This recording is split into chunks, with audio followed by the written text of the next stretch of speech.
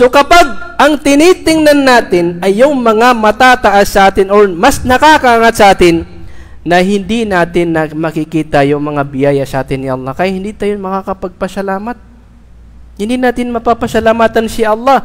Ang feeling pa natin na pinagkaitan tayo ni Allah subhanahu wa ta'ala. Pero, kung ang titingnan natin ay yung mga mas angat tayo kaysa sa kanila, kapag yan ang tinitingnan natin, yung mga mas angat tayo sa kanila, ay natututo tayong magpasalamat kay Allah subhanahu wa ta'ala.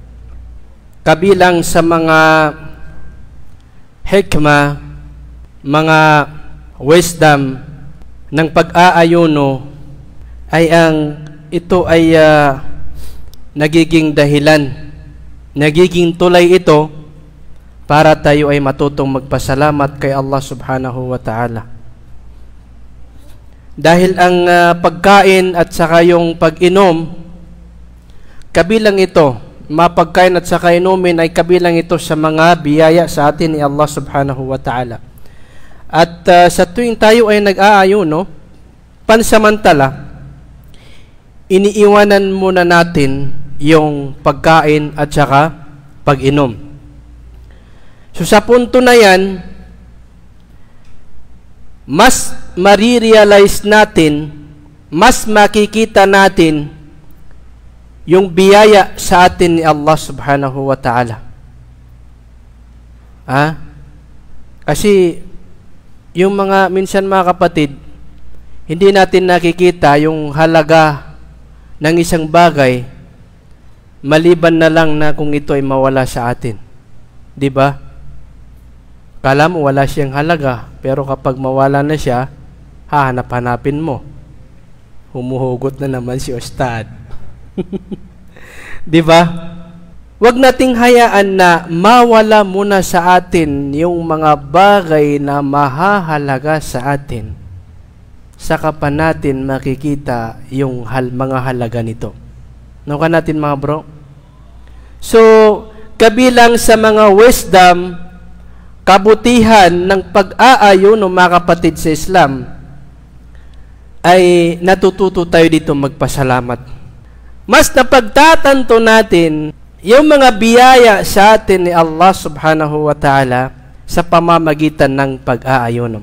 Kaya nga sabi ng mga ulama, ang Ramadan daw ay para itong guro at kabilang ito sa itinuturo sa atin ng Ramadan.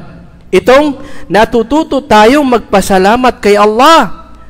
Natututo tayong ma-appreciate yung mga biyaya sa atin ni Allah subhanahu wa ta'ala.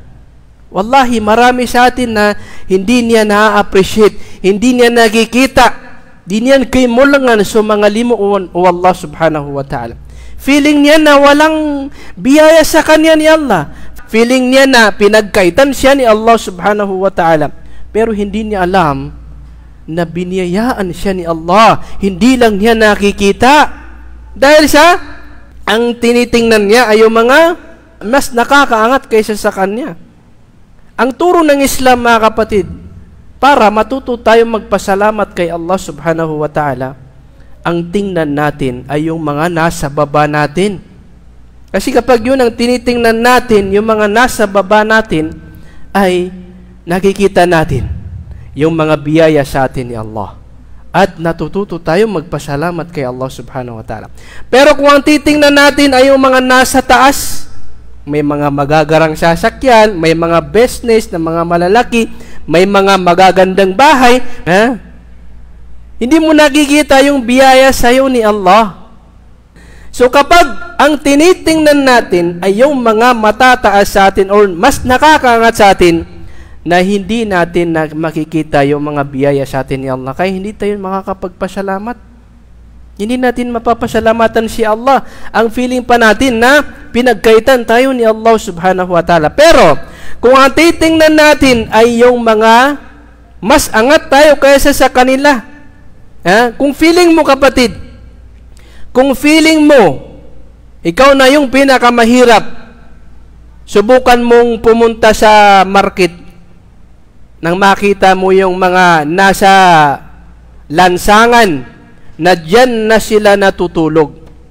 Natutulog sila sa mga ilalim ng tulay, natutulog sila sa mga gilid ng kalsada, wala silang matulugan na maayos. Yung mga anak nila, may mga sanggol pa sila na bit, subhanallah. Tingnan natin sila.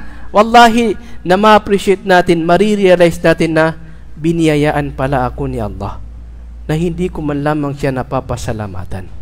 So yan ang turo ng Islam. Kapag yan ang tinitingnan natin, yung mga mas angat tayo sa kanila, ay natututo tayong magpasalamat kay Allah subhanahu wa ta'ala.